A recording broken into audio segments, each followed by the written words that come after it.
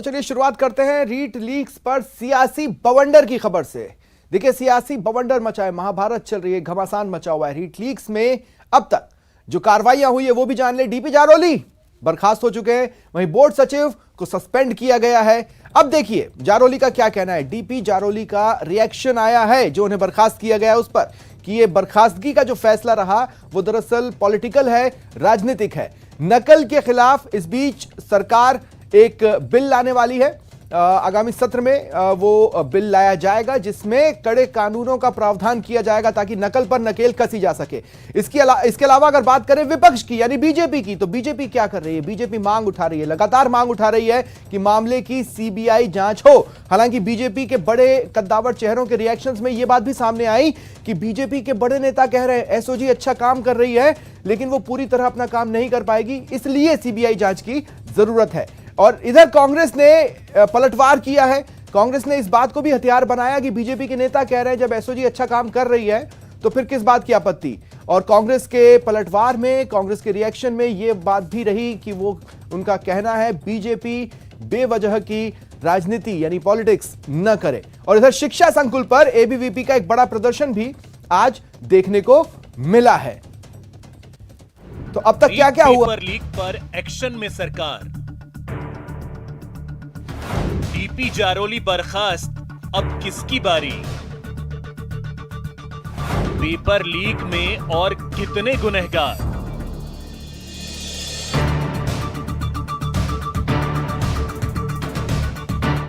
SOG की जांच में रीट पेपर लीक का खुलासा हुआ, उसके बाद सियासत तेज हो गई।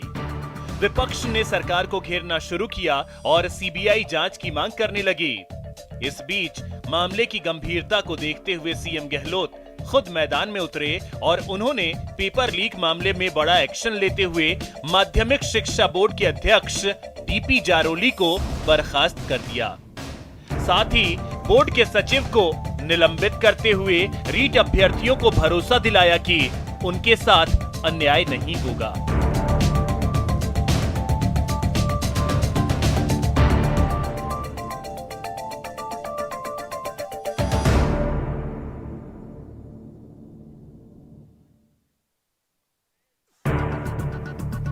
वहीं इस मामले पर पीसीसी चीफ और पूर्व शिक्षा मंत्री गोविंद सिंह डोटासरा ने विपक्ष को आड़े हाथों लेते हुए कहा कि इस मामले में राजनीति नहीं होनी चाहिए।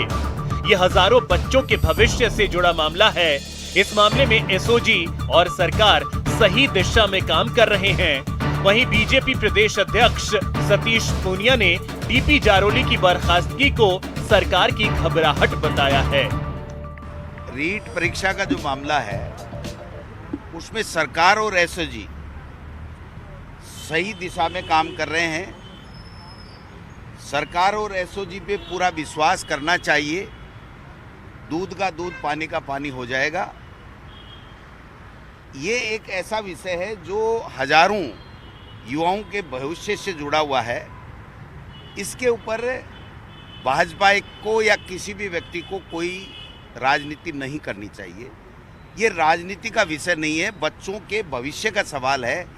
इसलिए जो भी इनपुट किसी भी व्यक्ति को, किसी भी राजनीतिक व्यक्ति को अगर मिलता है तो वो सरकार तक और एसओजी तक पहुंचाना चाहिए, जिससे आने वाले समय में जिन लोगों ने गलतियां की हैं, गड़बड़ियां की हैं, चोरी की है, उनको सबको सबक मिले, सजा मिले और बच्चों का भविष्य अच्छा आगे हो सके, उनको रोजगार मिल सके, नौकरियां मिल सके। इस बात का पूरे तरीके से सरकार संकल्पबद्ध है। किसी को कोई शंका करने की आवश्यकता आज की तारीख में नहीं। बहुत बड़े मगरमच्छ निकलेंगे और इस सरकार की घबराहट का कारण भी है कि इसमें बड़े लोग इन्वॉल्व हैं। लेकिन जारोली को बर्खास्तगी से साबित हो गया, क्योंकि एक तरफ तो सरकार उसको डिफेंड कर रही थी और अब जब ये पता लगा कि एसओजी उनके गले तक पहुंचेगी तब उन्होंने उसको सस्पेंड किया। तो धीरे धीरे सरकार खुद ही प्रमाण देती जा रही है। तो इसलिए मुझे लगता है कि अभी जांच होगी तो बहुत सारी चीजें सामने आएंगी। फिलहाल सरकार ने पेपर लीक मामले में माध्यमिक शिक्षा बोर्ड के अध्यक्ष को बर्खास्त कर विपक्ष को तगड़ा जवाब दिया है। वहीं मामले की जांच में एसओजी को फ्री हैंड देकर ये पता लगाने की कवायद तेज कर दी है कि आखिर रीट लीक्स का असली खिलाड़ी कौन है। Bureau report, news 18 Rajasthan. तो आज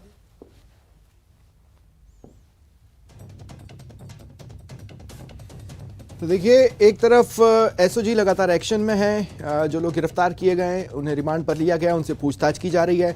दूसरी तरफ बड़ी कार्रवाइयां भी देखने को मिल रही है। आज डीपी जारोली को बर्खास्त कर दिया गया, अन्य कार्रवाइयां भी देखी गई। जैसा कि कहा जाता है अमूमन इस तरह की जांच में कि छोटी मछलियां तो पकड़ी जाती हैं लेकिन बड़े मगरमच्छ छूट जाते हैं, लेकिन इस बार जिस तरह से ये एक्शन चल रहा है उसमें ये संकेत मिल रहे हैं कि बड़े मगरमच्छ भी सुरक्षित नहीं है। इस बीच डीपी जारोली ने रिएक्शन दिया कि उनकी बर्खास्तगी दरअसल एक पॉलिटिकल कदम है, इसकी ये फैसला राजनीतिक तौर पर लिया गया है। बहरहाल इधर बीजेपी लगातार तंज कस रही है प्रदेश सरकार पर, और प्रदेश सरकार यानी कांग्रेस लगातार बीजेपी पर पलटवार कर रही है। और इस वक्त हमारे सहयोगी महेश दाधीच हमारे साथ फोन लाइन पर जुड़ रहे हैं। महेश, देखिए, इंटरेस्टिंगली अभी इस बात पर फैसला नहीं हुआ है कि रिजल्ट को रद्द किया जाए या न किया जाए, लेकिन उससे इतर बहुत कुछ एक साथ हो रहा है। बिल्कुल, आज रीट पर सबसे महत्वपूर्ण जो डेवलपमेंट था वो ये देखने को मिला था कि आज जिस तरीके से डीपी जारोली उनको जो है यहाँ पर बर्खास्त करने के जो आदेश थे वो शिक्षा विभाग ने जारी किए। जो माध्यमिक शिक्षा बोर्ड के सचिव हैं उनको जो है निलंबित यहाँ पर किया गया। आज जो कार्रवाइयां रीट परीक्षा को लेकर के रही है उससे सबसे महत्वपूर्ण माना जा सकता है, और इसी के कारण जो राजनीति है वो भी गर्मा गई है दोनों तरफ से। अभी भले ही बीजेपी की बात करते हैं तो लगातार जो प्रदेश अध्यक्ष हैं सतीश पूनिया वो इस मामले में सरकार को घेरने का काम कर रहे हैं। तमाम जो बीजेपी नेता हैं वो भी लगातार इस मामले में सीबीआई की जांच को जो है वो ठहरा रहे हैं। दूसरी तरफ ये भी कह रहे हैं कि एसओजी ने जो है ठीक तौर पर इसमें काम भी किया है, क्योंकि जिस तरह से गुलाब चंद कटारिया का जो बयान देख रहे थे उसमें वे एसओजी की तारीफ भी कर रहे थे, पुलिस की तारीफ भी कर रहे थे, तो लिहाजा दोनों तरह की बातें जो अभी इस मामले में सामने आ रही है। अभी देखिए, सबसे बड़ी बात यह है कि रीट का ये पेपर लीक का प्रकरण है, इसमें लेवल प्रथम की अभी एसओजी ने जांच नहीं की है, क्योंकि ये लेवल द्वितीय का मामला था और इसी मामले में जांच हुई है, क्योंकि लेवल 1 में कोई जो मामला था वो दर्ज नहीं किया गया था और इस कारण से एसओजी ने कहा कि अभी लेवल 1 में कोई किसी तरह का अनुसंधान नहीं किया। लेकिन जो बाकी जो अभ्यर्थी हैं वो अब ये संदेह जता रहे हैं कि लेवल 1 में भी जो है गड़बड़ी की आशंका है और उसकी भी जो जांच है वो आज यहाँ पर जरूर अब एसओजी को करनी चाहिए। इस मामले में सरकार ने सबसे महत्वपूर्ण जो है अपना एक स्टेप लिया है, वो ये कहा जा सकता है कि देखिए, सबसे बड़ी बात तो है कि एसओजी इस मामले में जांच कर रही है और लगातार जो भी कहा जा सकता है कि देखिए, कई सारे धड़े हैं जो अपनी अपनी अग्नि परीक्षा से गुजर रहे हैं। अंत में देखना ही होगा कि कौन अपनी अग्नि परीक्षा से पास होकर बाहर आ पाता है। बहुत बहुत शुक्रिया महेश हमारे साथ जुड़ने के लिए और बातचीत के लिए। और एक बड़ी खबर सुन लीजिए, प्रदेश की पूर्व बीजेपी नेता पर रेप का आरोप है। उन पर आरोप है कि उन्होंने रिवॉल्वर दिखाकर कई बार रेप किया। महिला सब इंस्पेक्टर ने भंवर सिंह पलाड़ा पर रेप का आरोप लगाया है। निष्कासित चल रहे हैं भंवर सिंह पलाड़ा बीजेपी से, पूर्व बीजेपी नेता हैं और उन पर रेप के गंभीर आरोप लगे हैं। प्रतापनगर थाने में कई धाराओं में मामला दर्ज करवाया गया है। शाहपुरा एसपी चंचल मिश्रा मामले की जांच कर रही हैं।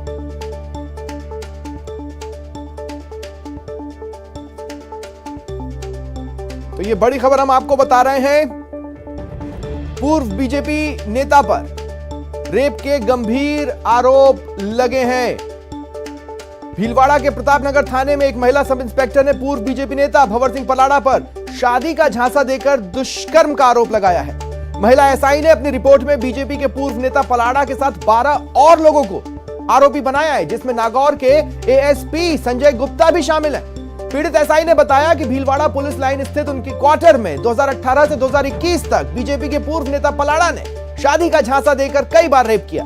महिला एसआई की शिकायत पर सभी आरोपियों के खिलाफ मुकदमा दर्ज कर जांच शुरू कर दी गई है। जांच शाहपुरा एसपी चंचल मिश्रा को सौंपी गई है।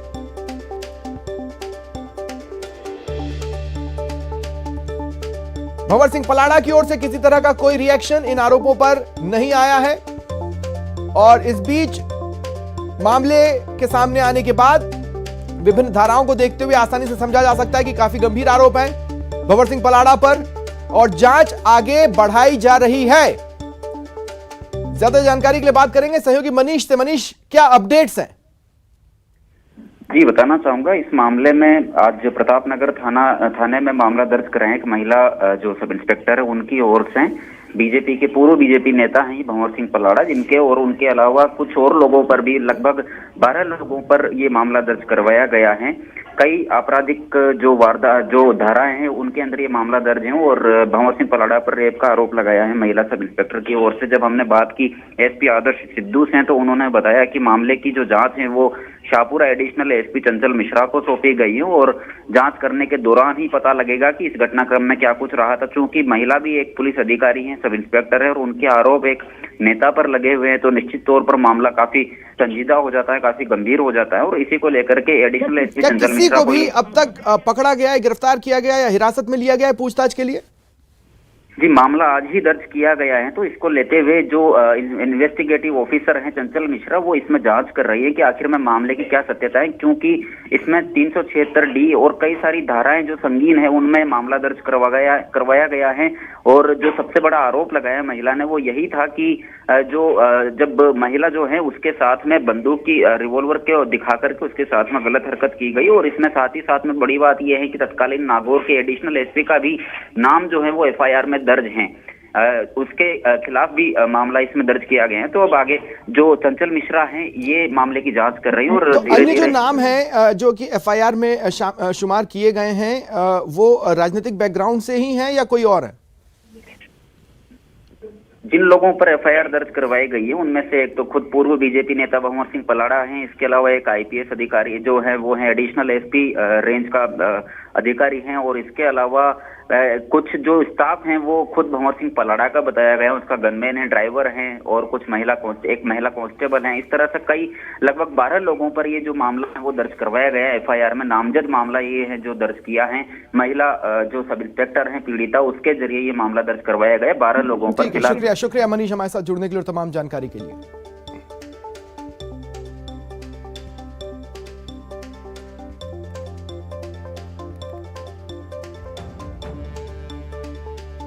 देखिए 12 लोगों के खिलाफ मामला दर्ज करवाया गया है जिसमें राजनीतिक बैकग्राउंड से नाम है ही है, खाकी पहनने वाले भी शामिल हैं। ये बड़ी खबर आपको बता रहे हैं। और चलिए यहां पर रुकते हैं एक छोटे से ब्रेक के लिए।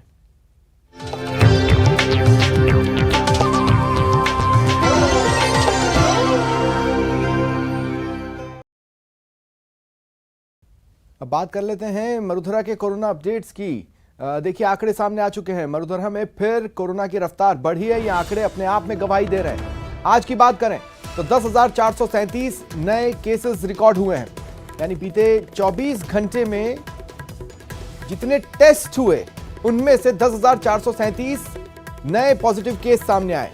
साथ ही पिछले 24 घंटे में 22 मरीजों की मौत हुई है। जयपुर में सबसे ज्यादा 2,408 नए केस आए हैं और एक्टिव केसेस प्रदेश में 74,849 हैं। बीते 24 घंटे में 16,054 मरीजों ने कोरोना से रिकवर किया है, उनकी रिपोर्ट नेगेटिव हो गई है। और अब ग्राफ देखिए,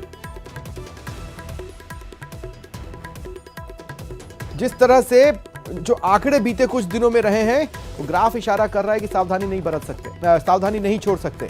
सावधानी अब भी बरतना है और पूरी तत्परता से बरतना है, क्योंकि कोरोना पैर पसार रहा है। एक दो दिन जरूर 9,000 कुछ मामले सामने आए, लेकिन फिर 10,000 को आंकड़े क्रॉस कर चुके हैं और लगातार जयपुर सबसे ज्यादा खतरे में बना हुआ है। जयपुर में लगातार सबसे ज्यादा केसेस रिकॉर्ड हो रहे हैं। बीते 24 घंटे में भी 2,408 नए केस सामने आए हैं। देखिए 10,437 में से 2,408 नए केस जयपुर में ही सामने आए हैं। और अब ग्राफ देखिए, राजस्थान में कोरोना का ग्राफ क्या कह रहा है आपके टीवी स्क्रीन पर।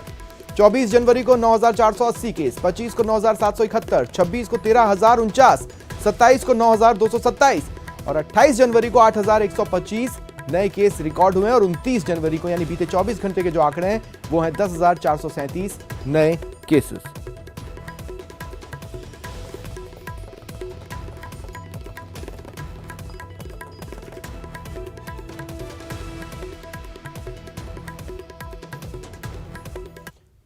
और अब बात करते हैं अलवर कांड की, जिसकी गुत्थी सुलझी नहीं है, खुलासा नहीं हुआ है, बल्कि और उलझ गई है। दरअसल एफएसएल रिपोर्ट में सनसनीखेज खुलासा हुआ है। एफएसएल की जांच में नाबालिग की सलवार पर सीमन मिला है। हालांकि एफएसएल रिपोर्ट में एक्सीडेंट थ्योरी को भी सही माना गया है। पीड़ित के सलवार पर सीमन मिलने की पुष्टि के बाद पुलिस के सामने अब सबसे बड़ा सवाल यही है कि आखिर यह सीमन है किसका।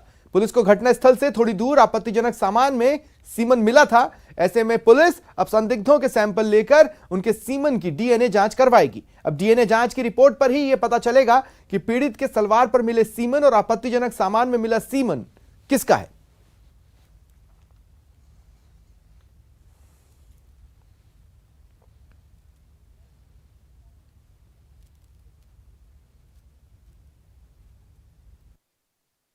एक कॉम्प्लिकेटेड मामला है। जब पूरी तरीके से खुलेगा तो आपको लगेगा कि वाकई ऐसा भी हो सकता है क्या। उसको मैं नहीं समझता कि मीडिया ट्रायल की आवश्यकता है अभी, क्योंकि मीडिया ट्रायल से कई बार मामले उलझ जाते हैं, कभी कभी सुलझ भी जाते हैं, लेकिन कई बार उलझ भी जाते हैं क्योंकि जांच चल रही है। मैं ये कह सकता हूँ कि वो उस मामले में दूध का दूध और पानी का पानी होगा, जो सच्चाई है वो सामने आएगी। सीमन के बारे में हमारे यहाँ के साइंटिस्टों ने ढूंढ करके निकाल दिया कि ये सीमन जो लगा हुआ है ये बिल्कुल रेप का संकेत दे रहा है, तो उसको भी छुपाना और दबाना, इसका मतलब सरकार की मंशा इस केस को दबाने की है। केवल अकेली एसपी की हिम्मत नहीं कि वो केस को रफा दफा करने के लिए इस प्रकार के स्टैंड बार बार बदले। मैं सोचता हूँ निश्चित रूप से सरकार का इन्वॉल्वमेंट और इस केस को दबाने के लिए उनकी कोई रणनीति का पार्ट हो भी।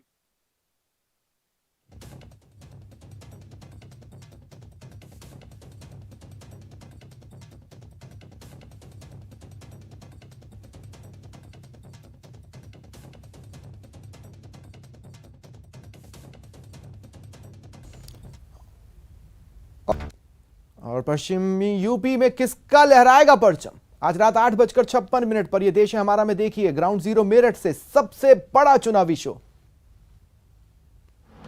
बहुत बहुत बहुत बहुत शुक्रिया। आपके सम्मान को मैं पूरे सम्मान पूर्वक कहते हैं, जिसका खूंटा पश्चिम में गड़ेगा वही अवध पे राज करेगा, वही अवध पे राज करेगा। क्या कहा था इनके प्रवक्ता ने?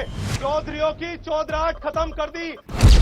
एक दंगा बताइए, ये लॉ एंड ऑर्डर की स्थिति है। पश्चिम उत्तर प्रदेश में सिर्फ गुंडे बदमाश दंगाई नहीं रहती। जाट लैंड के नाम पर जाटों के बच्चे क्या करेंगे? झंडा उठाएंगे क्या हम पीछे से? बार बार जाट जाट जाट। जो गाजीपुर बैठा था वो पाकिस्तान से आया हुआ जाट था या अफगानिस्तान से आया हुआ जाट था? आप अपनी बात को रखिए, आप अपनी बात को रखिए, आप अपनी बात को रखिए। आप पीछे जाइए, पीछे जाइए, पीछे जाइए। माहौल नहीं खराब करने देंगे। एक मंदिर बताओ। फिलहाल इतना ही, मुझे दें इजाजत, नमस्कार।